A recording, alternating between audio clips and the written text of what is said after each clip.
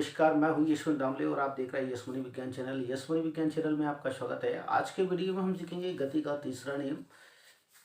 तो चलिए आइए शुरू करते हैं एक छोटे से इंट्रो के साथ।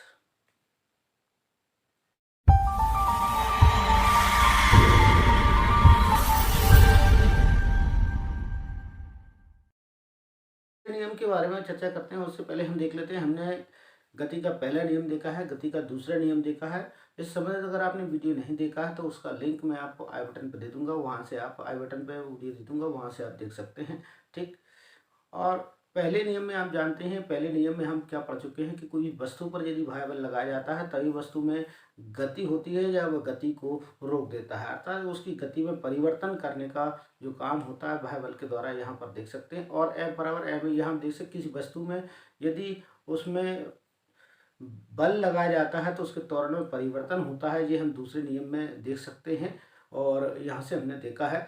ठीक। तो इसी के आधार पर हम तीसरे नियम के बारे में बात करेंगे कि यदि किसी वस्तु पर कोई बल कार्य करता है तो वास्तव में किसी वस्तु पर जो बल कार्य करेगा तो वस्तु अकेले पर एक ही बल कार्य नहीं करता है, ये आपको ध्यान रखना है। एक बल कार्य नहीं करता है, दो बल एक साथ कार्य करते हैं, लेकिन वो दोनों ही बल एक दूसरे के कैसे होते हैं, विपरीत दिशा में होते हैं। समान जरूर होंगे लेकिन कैसे होंगे, विपरीत दिशा में बल कार्य करेंगे, जिन्हें हम कह सकते हैं वो युगल के रूप में होते हैं, जोड़े के रूप में बल कार्य करते हैं।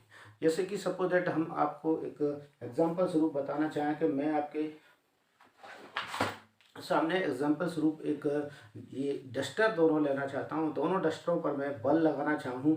दोनों डस्टर ए और बी आप मान लीजिए कि इन पर यदि हम बल लगाना चाहें तो बल मैं दोनों उंगलियों और हाथों की सहायता से लगा रहा हूँ। दोनों बल कैसे हैं, एक दूसरे के विपरीत बल हैं और जो कि दो अलग अलग वस्तुओं पर लग रहे हैं। अलग अलग वस्तुओं पर लगने का कारण है कि यहाँ अलग अलग वस्तुएं ये हमारे पास सेपरेट हैं, इसीलिए इन पर अलग अलग बल कार्य कर रहे हैं। ये वस्तु पर जो बल लगाया जा रहा है वो वस्तु को आगे की दिशा में जाने के लिए लगाया जा रहा है, इस दिशा में, ठीक ना। और ये डस्टर है, इसके द्वारा जो बल लगाया जा रहा है वस्तु पर वो इस दिशा में जाने के लिए लगाया जा रहा है, लेकिन दोनों पर समान बल लगाए जा रहे हैं और बल कैसे हैं, एक दूसरे के विपरीत हैं। तो ये डस्टर में कहीं भी गति नहीं होगी, यहीं पर ये फिक्स होकर रह जाएंगी, ये आप देख पा रहे हैं। तो यहाँ ऐसा इसलिए हो पा रहा है कि ये दोनों ही बल एक दूसरे के समान हैं और विपरीत हैं और युगल के रूप में लगते हैं, जोड़ के। यदि एक वस्तु इस पर बल लगा रही है तो दूसरी वस्तु इस पर भी बल लगा रही है, साथ साथ में वो कि उसे जाने का विरोध करती है कि हम आपको इधर ले जाना चाह रहे हैं, ये कहिए हम इधर ले जाना चाह रहे हैं। तो यहाँ पर ये बल एक साथ में एक युगल के रूप में कार्य करते हैं, ठीक है। तो यहाँ से ये वस्तु कहीं नहीं जाएंगी, यहीं पर फिक्स होकर रहेंगी यदि बल समान रूप से कार्य कर रहा है तो यहाँ पर हम देखेंगे। ठीक। इसके बाद हम देखते हैं कि यदि बल है वो प्रतिक्रिया बल के रूप में यहाँ पर रहता है। प्रतिक्रिया बल जिसे हम कहते हैं, एक बल इसमें क्रिया बल होगा तो दूसरा इसमें प्रतिक्रिया बल जरूर कहलाएगा। जैसे कि एक हैंड करके यहाँ खींच रहे हैं, एक स्प्रिंग दूसरे स्प्रिंग को खींचती है, जो बल लगाती है, तो जिसके कारण एक स्प्रिंग इस साइड ले जाना चाहती है, दूसरी इस साइड ले जाना चाहती है। अगर दोनों का बल और प्रतिक्रिया बल समान है तो स्प्रिंग कहीं भी नहीं जाएंगी, फिक्स होकर रह जाएंगी, ये यहाँ पर बताया गया है। नेक्स्ट में हम यहाँ देखते हैं, यहाँ आपको चित्र के रूप में प्रदर्शित होगा।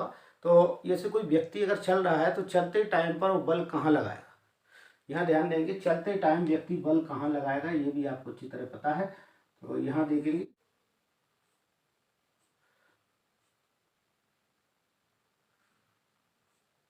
इस प्रकार से, यदि ये व्यक्ति चल रहा है तो चलने पर ये बल देखिए कहाँ इसका बल कार्य करता है। तो हम ये कहेंगे इसके पेशीय बल कार्य करता है। तो पेशीय बल कहाँ कार्य करता है, क्या पेशीय बल व्यक्ति को आगे ले जाने के लिए लगाया जाता है? नहीं, पेशीय बल व्यक्ति को आगे ले जाने के लिए, डायरेक्शन के लिए नहीं लगाया जाता है, बल्कि ये पेशीय बल होता है पैरों की सहायता से जमीन पर पीछे की ओर जमीन को या भूमि को धकेलने के लिए लगाया जाता है। तो यहाँ पर इतना इसे धकेलने के लिए लगाया जा रहा है, ठीक है। इसके समान में है कोई विपरीत बल कार्य कर रहा है, हाँ विपरीत बल कार्य करता है। भूमि इसके ऊपर या पृथ्वी इसकी सतह पर या धरातल इसकी सतह पर, यहाँ पर इसकी बॉडी को, पैरों को आगे की ओर धकेलने के लिए एक बल लगाती है, तो चिमेटिक, लेकिन विपरीत दिशा में एक बल लगाती है। तो यहाँ पर विपरीत दिशा में बल लगाती है तो इसके त्वरण का मान इसके त्वरण से ज़्यादा होता है। तो यहाँ पर हम कह सकते हैं त्वरण का मान ज़्यादा होता है। तो किसके त्वरण का मान ज़्यादा हुआ, जहाँ पर व्यक्ति जा रहा है उसके द्वारा बल लगाया गया है, उस बल के त्वरण का मान कहीं अधिक है, क्योंकि यह द्रव्यमान कम है तो उसमें त्वरण का मान ज़्यादा है। ठीक है, वेग में परिवर्तन की क्षमता ज़्यादा, वेग जिसके ऊपर बल लगाया जा रहा है वो ज़्यादा है। इकाई धरातल के इकाई क्षेत्र की बात कर रहा हूँ मैं, क्योंकि हम धरातल तो बहुत बड़ा है, ठीक, उस पूरे की बात न करते हुए यहाँ पर जो खड़ा हुआ उसकी बात करेंगे। ठीक, वहाँ पर जो बल लगाया जा रहा है वो कैसा है, उसके कारण वेग में परिवर्तन अधिक होगा, मतलब त्वरण में परिवर्तन यहाँ पर हो रहा है, त्वरण का मान अधिक हो रहा है, यहाँ पर उत्पन्न हो रहा है, जिसके कारण व्यक्ति कहाँ होता है, आगे की ओर मुड़ पर जाता है और वह पीछे की ओर पुश कर रहा है जमीन को और वह आगे की ओर चला जाता है। तो इस प्रकार का जो वास्तव में नियम है वो गति का तीसरा नियम है, जिसमें कि हम कह सकते हैं कि गति का तीसरा नियम क्या है, यदि किसी वस्तु पर दो बल कार्य कर रहे हैं तो जिसमें कि एक बल क्रिया बल है, दूसरा बल कैसा बल होगा, प्रतिक्रिया बल होगा, और दोनों ही बल एक दूसरे को क्या करेंगे, एक दूसरे की गति का विरोध करते हैं, ये हम कह सकते हैं। या हम ये कहेंगे कि यदि वह क्रिया और प्रतिक्रिया बल है तो समान रूप से युगल में रहते हैं। क्रिया होगी तो वहाँ प्रतिक्रिया जरूर होगी, ऐसा भी हम कह सकते हैं। और जैसे कि आप जंपिंग की बात करेंगे, यहाँ पर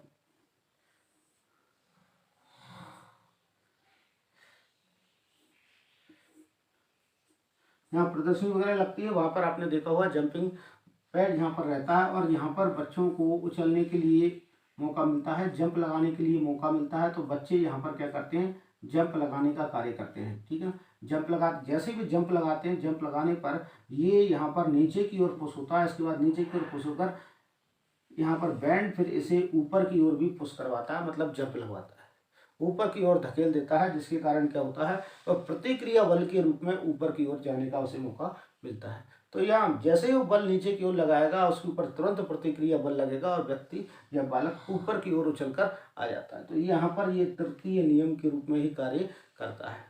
आगे हम देखेंगे नेक्स्ट में, यहाँ हम देखते हैं एक एग्जाम्पल और लेते हैं। अभी हम आपके सामने देखेंगे एक गन के रूप में, मैं आपको बता रहा हूँ गन के रूप में। यहाँ पर यदि गोली इसके अंदर है तो गोली के बारे में बात करेंगे।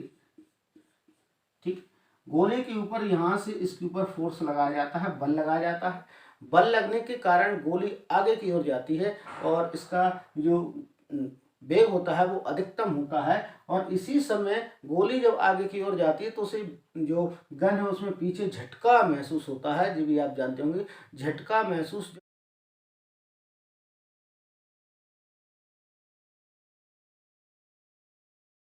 होता है। तो उसका मुख्य कारण है कि वहाँ एक प्रतिक्रिया बल कार्य करता है, जो गन को या पिस्टल को, जो बंदूक को वास्तव में या राइफल को पीछे की ओर प्रतिक्षेपित करने का कार्य करता है। मतलब पीछे की ओर धक्का एक महसूस होता है, जैसे ही गोली उससे छूटती है तो पीछे की ओर एक धक्का महसूस होता है या झटका महसूस होता है, जिसे अपन कहते हैं। वो वास्तव में गन को प्रतिक्षेपित करने के लिए लगाया गया बल प्रतिक्रिया बल के रूप में यहाँ पर देखने को मिलता है। जब इससे गोली यहाँ से निकलती है तो इस डायरेक्शन में यहाँ पर ये चली जाएगी, और यहाँ पर जाने का मुख्य कारण है गोली का, कि आप देख पाएंगे यहाँ पर ये गोली जैसे ही आगे की ओर बढ़ रही है।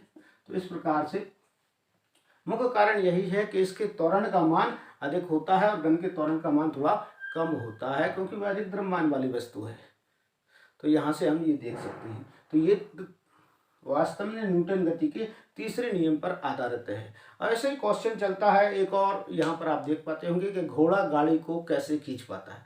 घोड़ा गाड़ी को कैसे खींच पाता है, उसका कारण है घोड़ा अपने टाप से, पैरों के जो पंजे हैं टाप से नीचे जमीन को पीछे की ओर धकेलता है और जमीन उसे आगे की ओर पुश करने का कार्य करती है, तब घोड़ा गाड़ी को खींच पाता है, जिसे हम कहते हैं। तो ये वास्तव में क्रिया और प्रतिक्रिया बल का एक समूह है। ठीक, जिसे हम युगल रूप में देख सकते हैं, जोड़े के रूप में देख सकते हैं। ये दोनों ही बल जोड़े के रूप में रहते हैं, लेकिन वट अलग अलग वस्तुओं पर कार्य करते हैं। तो इसका जो नियम है मैं आपको स्क्रीन पर प्रदर्शित करा दूंगा, वहाँ से आप नोट कर सकते हैं, कोई दिक्कत नहीं है। इसकी और भी एग्जाम्पल, एक और एग्जाम्पल देना चाहेंगे जो आपकी पुस्तक में सम्मिलित किया गया है। नौका वाला एग्जाम्पल भी आप देख सकते हैं। नौका वाले एग्जाम्पल में आप देख पाएंगे कोई भी व्यक्ति यदि है और व्यक्ति है और वो आगे की ओर पर जंप लगाना चाहता है, तो कैसे जंप लगाएगा, उसका मुख्य कारण क्या हो सकता है। तो यहाँ पर देखेंगे नाव में पीछे साइड पर एक पैर यहाँ पर रखा है, तो ये नाव को पिछले पैर से पीछे की ओर धकेलने का कार्य करेगा। ये नाव में पीछे की ओर से पिछले पैर से पीछे की ओर धकेलने का कार्य करेगा, कारण नाव पीछे की ओर खिसकेगी। नाव पीछे की ओर खिसकती है, लेकिन साथ साथ में नाव वास्तव में व्यक्ति के पैर पर भी एक बल लगाती है, हाँ प्रतिक्रिया बल यहाँ पर लगाती है, जिसके कारण व्यक्ति आगे की ओर जंप लेगा। ठीक है ना, वो आगे की ओर आना चाहेगा, जिसके कारण व्यक्ति आगे की ओर जंप लेगा, मतलब आगे की ओर आ जाएगा। तो यहाँ पर दोनों में एक क्रिया और दूसरा प्रतिक्रिया बल कार्य कर रहा है, जिसके कारण नाव पीछे की ओर धकेल जाती है। प्रतिक्रिया बल के कारण यहाँ पर और यहाँ हम देखें नाव को पीछे की ओर धकेलने का काम कौन कर रहा है, भूमि से ये कर रहा है व्यक्ति। तो नाव को धकेलने का काम क्रिया बल के कारण हो रहा है, प्रतिक्रिया बल के कारण व्यक्ति आगे की ओर बढ़ने की कोशिश करता है। तो यहाँ पर ये आगे की ओर बढ़ जाता है। ठीक, यहाँ से आपको दिखाई देगा ये नौका में ऐसा होता है। नाव में सवार व्यक्ति या खड़ा हुआ व्यक्ति आगे की ओर जाना चाहे तो इस प्रकार से जैसे ही हम जाएंगे तो पीछे की ओर पे, अब आगे की ओर जाना चाह रहे हैं तो पीछे हमारे पैरों से हम भूमि को पुश करते हैं, इसी प्रकार से वह नाव को पीछे की ओर पुश करता है। ठीक है, तब आगे की ओर पर वह बढ़ पाता है। तो ये गति के तृतीय नियम के ऊपर आधारित पूछ सकते हैं। इनसे संबंधित क्वेश्चन परीक्षाओं में पूछे जाते हैं। राइफल वाला क्वेश्चन भी पूछा जाता है। यदि किसी बंदूक से गोली छोड़ी जाती है तो गोली निकलने के बाद बंदूक में पीछे की ओर झटका महसूस होता है, क्यों? तो ये आप इसका आंसर तृतीय नियम के आधार पर यहीं से लिख देंगे कि ये से छोड़ी जाती है। तो गोली के ऊपर जो वेग कार्य करता है वो क्रिया बल, और बंदूक पर या राइफल पर पीछे की ओर जो बल कार्य करता है प्रतिक्रिया बल होता है, जिसके कारण बंदूक या राइफल पीछे की ओर प्रतिक्षेपित हो जाती है। तो यहाँ पर आप इस प्रकार से उसकी व्याख्या कर सकते हैं। ठीक, नेक्स्ट में आप और भी एग्जाम्पल हैं, जैसे कि अग्निशमन वाले व्यक्ति की बात करते हैं। वो आग बुझाने वाला काम कर रहे हैं, तो उस कंडीशन में क्या होगा, तो वो अपन यहाँ पर देखेंगे प्रतिक्रिया बल और क्रिया बल कहाँ काम करेगा। तो यहाँ पर जो व्यक्ति है वो कर क्या रहा है, यहाँ पर हम देखेंगे ये व्यक्ति है वास्तव में आग बुझाने के लिए यहाँ पर पानी की पाइपलाइन को ले जा रहा है। तो पानी की पाइपलाइन को जब इस एंकर भी ले जा रहा है, आग बुझाने का काम यहाँ पर करते हैं। तो यहाँ पर ये है जल की पाइपलाइन, यहाँ पर हम बोलेंगे जल पाइपलाइन है। ठीक, और जल पाइपलाइन अर्थात पानी की पाइपलाइन है, और जहाँ से ये यहाँ पर पानी बाहर निकल रहा है, देखिए पानी या जल के रूप में आप इसे बात कर सकते हैं, लिख सकते हैं। ठीक, और व्यक्ति इस लाइन को खींचकर आगे की ओर ले जाना चाह रहा है, यहाँ से कंधे से पकड़ के आगे की ओर खींच के ले जा रहा है, और यहाँ कंधे पे इसकी रखी है नली। ठीक, तो यहाँ पर देखेंगे कि जैसे ही इससे पानी बाहर निकलता है, तो यहाँ पर पानी जैसे ही बाहर निकलता है तो पानी में एक वेग होता है, ठीक है ना, एक बल होता है, फोर्स होता है। इस फोर्स के कारण एक नली पर भी एक फोर्स लगता है, और नली पर फोर्स लगता है पीछे जाने के लिए, और व्यक्ति इस नली को पकड़े हुए है, तो व्यक्ति में ये नली पीछे की ओर पर धक्का मारती है। क्या मारती है? पीछे की ओर धक्का मारती है। जितनी आगे की ओर पानी आगे की ओर जाने की कोशिश करता है, नली पर पीछे की ओर उतना ही धक्का लगता है या बल लगता है, जिसके कारण हम कहते हैं कि व्यक्ति पीछे की ओर खिसकना चालू हो जाता है, और इसमें खिंचाव पीछे की ओर खिंचाव महसूस होता है। इसलिए वो इस प्रकार से पकड़े होता है कि वो पीछे के बल को कंट्रोल कर सके। तो यहाँ पर आपको देखने को मिलेगा। तो अग्निशमन में भी ये कंडीशन आपको आती है। क्वेश्चन भी परीक्षा में पूछा जाता है, तो ये क्वेश्चन भी आप तैयार कर लें, तो उस हिसाब से भी ये क्वेश्चन परीक्षा में आता है, तो आप इसे लिख सकते हैं कि अग्निशामक जो होते हैं, आग बुझाने वाले सहकर्मी होते हैं, वो वास्तव में पाइपलाइन को जब पकड़ते हैं तो पाइपलाइन से निकलने वाला पकड़ते हैं पाइपलाइन को, तो पीछे की ओर झटका महसूस करते हैं। क्यों? तो क्यों का कारण यही है कि जैसे ही पाइपलाइन से जल पानी बाहर निकलता है, वो पानी जितने वेग से बाहर निकलता है, तो बाहर निकलते समय क्या होता है, जैसे ही पानी बाहर निकलेगा तो तुरंत उसके झटका लगेगा, और नली को पीछे की ओर जाने से रोकेगा, पकड़ेगा। तो उसको वो कवर करने का काम करता है व्यक्ति, अर्थात उसे नियंत्रित करने का काम करता है बल को। तो प्रतिक्रिया बल यहाँ काम कर रहा है। तो ये दोनों ही बल वास्तव में युगल के रूप में है और अलग अलग वस्तु पर कार्य कर रहे हैं, जो आपने यहाँ पर देखे हैं। तो इनकी परिभाषा मैं आपको उपलब्ध करा दूंगा, ठीक है, नियम की स्क्रीन पर आपको प्रदर्शित होगी। तो आज के वीडियो में इतना ही। हर बार की तरह कहना चाहेंगे, यदि आप हमारे चैनल पर हैं और अभी तक आपने यदि चैनल को सब्सक्राइब नहीं किया तो प्लीज़ सब्सक्राइब को प्रेस कर दिए, बेल आइकन को प्रेस करना ना भूलें। बेल आइकन जैसे ही प्रेस करेंगे आप वीडियो अपलोड होते हैं उसका नोटिफिकेशन आप तक जाएगा। वीडियो अच्छा लगता है तो लाइक जरूर कीजिएगा, दोस्तों के साथ में शेयर कीजिए।